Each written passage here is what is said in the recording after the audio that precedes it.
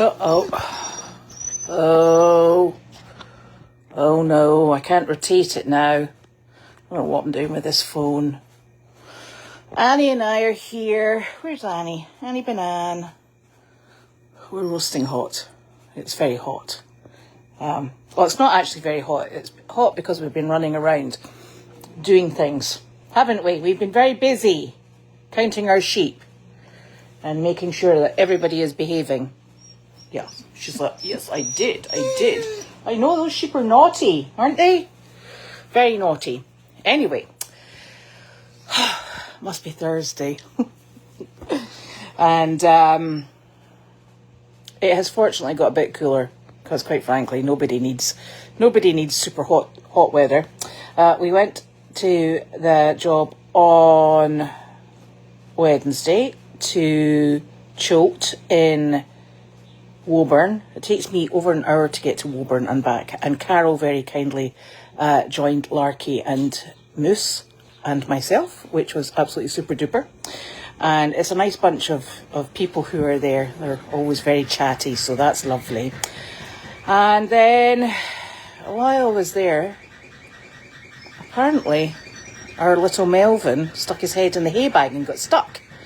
And Nick and I went back and reviewed the footage of it. And he, quite frankly, could have got out had he not been such a silly boy and kept going forward. So I think that the beauty of goats is they're not like horses, is that he eventually just stood still and went, well, this is a right pickle I've got myself into, and waited for rescue. When he heard Nick coming in the barn, oh gosh, all hell broke loose. He was jumping around. He was like, I'm here. So no harm, no foul. So that was fortunate. And yeah, so I'd like to say he'll not do that again in a hurry, but it is Melvin, and there's a very good chance that he probably will. We did also notice that Milo just switched over to go to eat from the other hay bag. He wasn't at all worried about Melvin, so that was nice. And yeah, goats.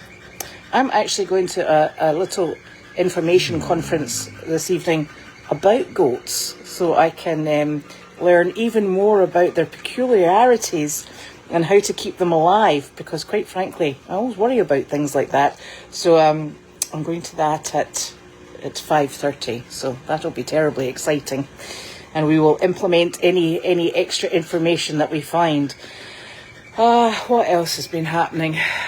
Uncle Bud was there today. Judy came back, which was just lovely. She and Carleen went to Wakefield. They took Sizzle, who of course is supposed to be retired, and I think Sizzle and Carleen should maybe actually have stayed at home, because Carleen sent me a text to say I couldn't walk, and I'm like, well, that's problematic. So it's things are changing, I'm afraid, and we'll just have to wait and see how that goes. And the weather's looking pretty good, because it says there's going to be a cold snap coming in. And Hilda will be delighted to know there was even the S word mentioned. So that's exciting. We're just working our way through things. Janine is, I think, not headed up this weekend, but maybe the weekend after. She's training people for taking over from her when she's not in South Carolina. So that's super. We're looking at another program. We've been asked to set a program up with one of the hospitals in the area to provide 20 dogs. Now, I'm hoping it's 20 dogs that go for a visit over the course of a month, and not 20 dogs all in 1 week, because that would be problematic for us. But we have people who have very friendly, confident dogs who may like to join us in these visits. We obviously have Larky, but we do use Larky for our own outreach visits, so that's problematic. And we're hoping that Bella will join in with that as well. So there's lots of things in the process of coming to fruition. There's a lot of work involved, and making sure we have the correct insurance, making sure that we've got the correct. There's no official training course, so we really have to just make our own up. So that's something else that we're going to be concocting over the next few weeks. But we're under quite a lot of pressure to get this done from the hospital themselves, and so that's something that will be on the books. We'll need to get Mandy going as well, because I think we're going to need her. So tomorrow is Friday, and there's no job tomorrow, and I am trying to start to get the barns cleared out, both on Meredith and on Goldy's, for switching things round about and just getting things tidied up. I was speaking to Janine today, and I was just saying that one of the problems with the tack room and the feed room and Goldy's is the stone dust and sand that's in the arena very often ends up airborne. And as soon as it's airborne, it likes to go into it seems to really enjoy going into the feed room, and then meanders its way down to the tack room. So there's a lot of surface dust, and the problem with it is it's not the sort of dust that you can dust once a week. It's the sort of dust that as soon as you clean it up, it's right back, and it gets really kind of thick kind of quickly. So she's having a think about the potential for sprinklers in the arena, and I think we'll have to read up on that, because I do worry that if we put a sprinkler in the arena, because it gets terribly hot in there in the summer, that it might just evaporate very quickly. And we're always very conscious of the water bills. So, but the dust level is quite phenomenal.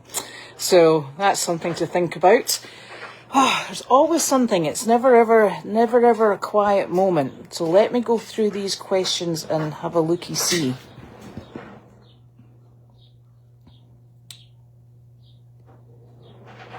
There's Carol. Thank you for your help yesterday, Carol.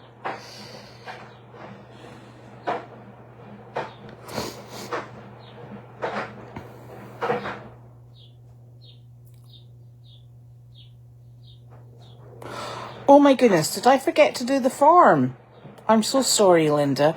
I took Moose and Larky, and we saw probably about, I think, 20 people by the time we visited, with all the people upstairs, downstairs and round about. It was really lovely. One gentleman met us in the foyer, and he said, "Which floor are you going to?" And we told him. So he said, "I'll just come up with you." So that was really lovely. He joined us as well. What is the conference next week?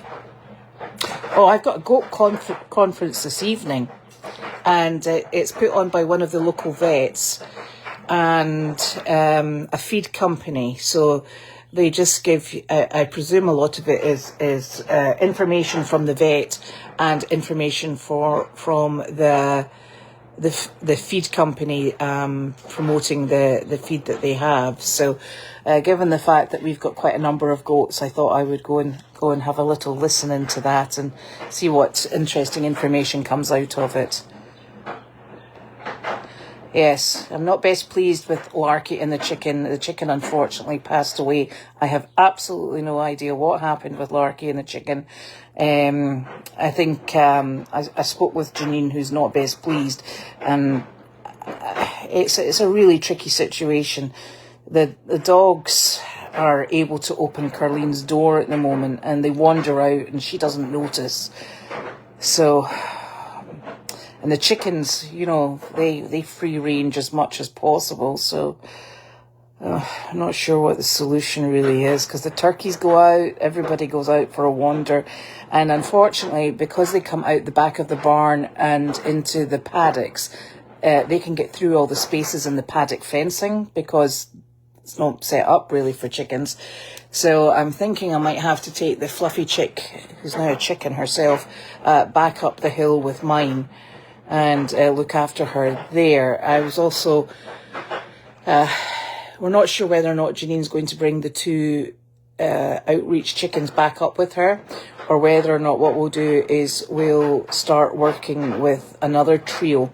And I do have a trio of bantam chickens that would do quite nicely.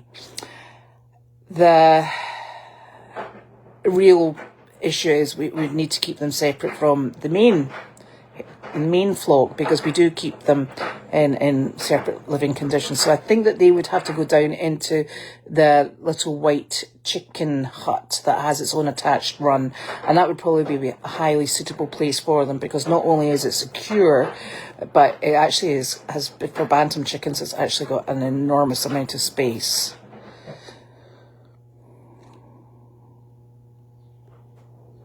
Yes, the S word.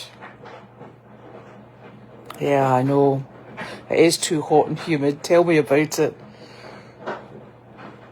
So the goat got his head stuck where the rings on the top of the hay bag attached to the wall. He actually pushed his head in between them, and that's what helps close the bag. So he's sticking his nose in where he shouldn't be, to be honest with you. The thing with it is, though, he stands still and waits for somebody to come and rescue him. And we're just very fortunate that there are people who actually watch the cameras. And they are actually, able to let us know what was going on. And Nick went down and he sorted them out. Yeah, so that sounds good, Nancy. Cooler weather.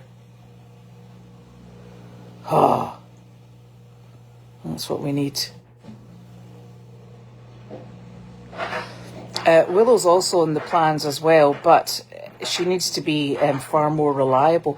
And I think one of the things we forget is that, Willow is still really pretty young and very bouncy. And, so there's nothing other than the fact that she's quite young.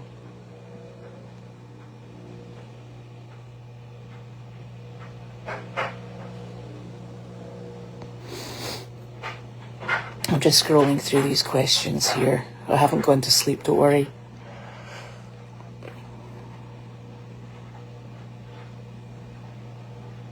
There, I think I've done all the questions.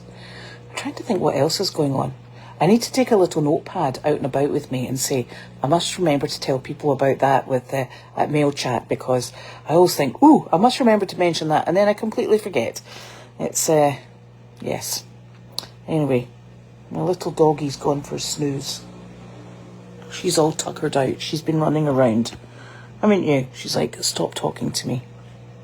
So, I will go and get myself ready for this goat talk, which I'm hoping is going to be good fun. So that will be lovely. And I will see you next week. Tomorrow it will be Carleen and Justin, which is super.